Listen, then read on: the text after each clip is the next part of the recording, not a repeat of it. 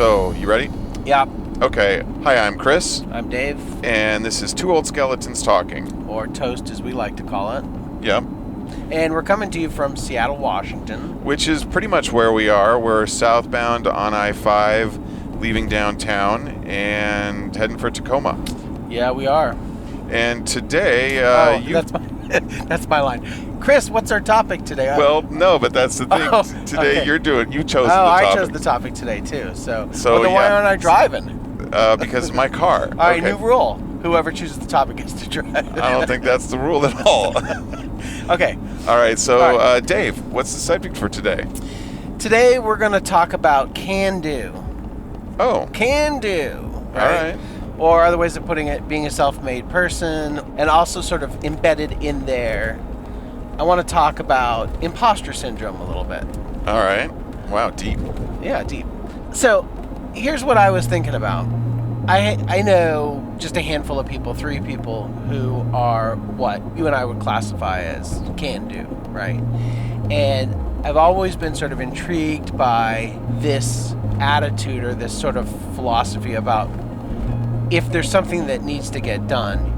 There are people like you and my friend Dave who, no matter what it is in life that they have to do or they tackle, they just do it themselves, right? They figure out how to do it themselves. I mean, I guess I wanted to talk to you kind of about like how you ended up being that guy that just decides, oh, the engine's blown, so I'm going to pull it myself rather than take it to a mechanic, right? So not specifically about cars, but just about everything, right? Right. If your car's broken, you fix your car. And I know guys who fix cars, but they're not also carpenters who can build their own houses, and they're not guys that can program their own computers, and they're not guys that build their own circuit boards, right? It's that whole attitude of just doing everything yourself. Okay, so I think that's the entire maker ethos. Right. Right? And yeah, to answer your direct question, for me, that comes from my dad, 100%. I remember very specifically at one point, my dad said, this is when I was still living at home, so this is long before Google. He said, anything you need to know how to do, somebody's written a book on it. You can go to the library and you can check out that book and you can find out how to do something.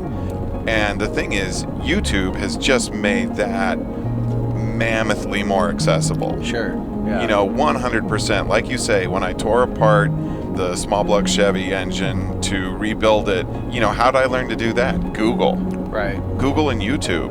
And I watched videos, and somebody has already done it and made a video on how to do it. A lot of times there'll be a forum, like when I rebuilt the transmission for the boat. Some guy had done a complete walkthrough, like 7 or 8 pages on a boat forum on how he did this rebuild of his marine transmission. Boom, there you go. It's not that hard. It's just having that attitude of, yeah, I bet I could do this. And that's the mysterious part, because it's a big jump from, I could do it, it is online, I could probably figure it out to, that's the default, right? I'm not going to take this to somebody else, I'm going to do it myself. That's the way. And even long before there was YouTube and even Google, you were that way. I mean, when we worked together in the theater, you always would take on projects and do things yourself, you know? Well, like I say, I think that just comes from my training at home. I wonder if this is a little bit also a socioeconomic question, in that the less money you have to throw around, the more likely you are to try and fix things yourself. So yeah, when we moved to Oregon, to the river house, my parents decided, well, let's save a little money by heating the house with wood stoves, and we started logging. My dad had not owned a chainsaw before that, and we ended up owning 3 so that we could log in the wintertime when the floods are high, pull the logs up on the beach, and then cut them up for the other 9 months Oh, of they the just year. came right to you. Oh, they didn't come to us. We'd go out into the river in 2 boats. Dad and usually my friend Dick would go out in the bigger boat, and they would sort of go upriver against the floods and wait until they saw a big tree coming down, and they'd tie it up and they'd bring it in closer where Dan and I were in the smaller boat with just like a 15-horse engine, and they'd trade the log to us, and Dan and I would take it into our own little log raft that we would tie up And then when the flood waters went down, all that wood would just float right down to our beach. And then we cut up wood all year round. And this was also a good chore thing for Jen and I, you know, sort of one of those teaching responsibility kind of bits. And then we'd choring. Yeah, exactly. Then we'd heat the house with that all year. So I just kind of found it more interesting to figure out how to do something. And then once you've done it successfully, then you have that skill. Yeah, I guess that's my attitude too, is it drives me nuts for the most part to pay somebody to do something that I can do myself, you know. I can remember in 5th grade figuring out that if you can fix things, that makes people happy, right? Right. And I've always been curious about mechanical things, electrical things, and stuff like that. And I can remember in 5th grade screwing around with one of those overhead projectors. When there was a little bit of chaos going on in the class, I popped the cover up and I was looking inside at the light source, and as soon as I opened the cover, the light went out. Because those machines have pressure switches, right? So that the light goes out if you open it up to work on it, right? And then I remember it was like probably about a month later, the teacher was having trouble getting the overhead projector to work and had sent one of the other kids to the office to find somebody to come back. And I walked up and I said, well, it's probably just that this thing's not closed all the way, right? And it wasn't. So I pressed down on it and the thing sort of popped up, and the teacher was like, well, aren't you clever? Oh my goodness. How did you know that? Well, everybody, David fixed it, right? And I'm thinking, oh. Wow, this is a way to sort of be a hero, right? Just fixing stuff, right? There's your positive strokes for the day. Yeah, not to mention that I just was, you know, I was interested in sort of how things work to begin with, right? So, I mean, I think in that way, that was the first time I started associated with being handy and being can-do to people actually sort of admiring you or looking up to you, you know? But the other thing, you know, there's this concept that sort of comes up called the imposter syndrome, and it sort of intrigues me when I hear about it. It's a fairly new thing that people say. And it refers mostly to people who feel like they're being imposters, despite the fact that they may have gone through 5 years of medical school, right? They have this feeling like they shouldn't be in the position that they're in, or they're not qualified to be in a position that they're in. Or that's how I perceive imposter syndrome. I actually think that it's more, and maybe I'm wrong about this, but I've always figured it was more people who were self-taught feeling like they were imposters because they didn't go to school or get formal training for a particular thing. Well, and it could be. I mean, because that's truly what an imposter is somebody who is faking it.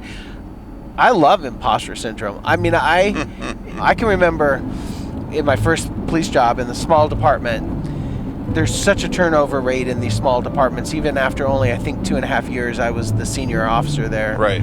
And coming in and finding that the chief had gone on what we used to call his L&I vacation, right? Okay. Labor and Industries vacation, right? So I worked the night shift, and he would come in the morning, and the chief came in, made a huge deal about washing his car, and we used to have this wooden deck out in front of the police department. He's like, where's the hose? And he never washed his car either, and he parked it like right up against the station. And then 5 minutes later, I hear this boom, boom. Oh, man, walked in and was like, wow, watch out, that deck's really slippery out there, right?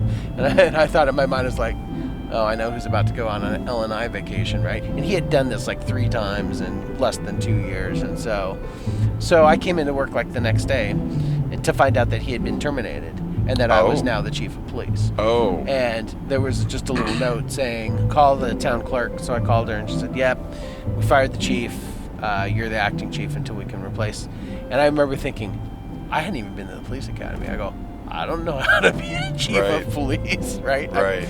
I'm 30 years old. I don't know any of this stuff, right? So, but then again, the whole sort of can-do attitude kicked in and went, how hard could this be? My chief was an idiot, and he could do the job, right? How hard could this be, right? So I was like, okay, I'm going to be a chief, right? Pick the lock on his filing cabinet so I could get into it, right? Because I didn't know where the key was. That's good skills. Yeah, oh yeah. I learned lock picking at night because I just don't like it when things are locked out for me. And so good, that's good. All right, I was going to say, it's interesting because from the very first time that we started working together, I know that the term can do was a badge of honor, right? Mm-hmm. And you would throw it around a lot, like, I'd say something like, how we're going to do this, because we're can do, right? Mm-hmm. So, I mean, we used to use that phrase quite a Yep. bit. Yep. It's dropped out of our vernacular. Is that the right word? Yeah. I'm so tired.